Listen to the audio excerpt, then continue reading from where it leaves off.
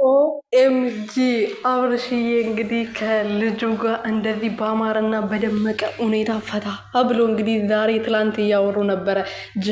ዋና ወስደዋለሁ፣ ዋና ይወዳል ሕፃን ልጅ ውሃ ይወዳል ብሎ ለሩትዬ ሲናገር ነበረ እና እኔ በጣም ነው ደስ ያለኝ ማለት ነው። እና ሩትዬም እዚህ ቦታ ላይ ብትኖርበት እኔ በጣም ደስ ይለኝ ነበረ። እንግዲህ ዛሬ እንደዚህ መጥተዋል ማለት ነው።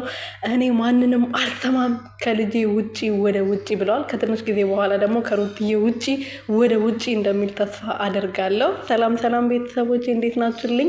እና ያለው ፈጣሪ የተመሰገነው በያላችሁበት ሰላማችሁ ብዝት ትርፍርፍ ይበልልኝ።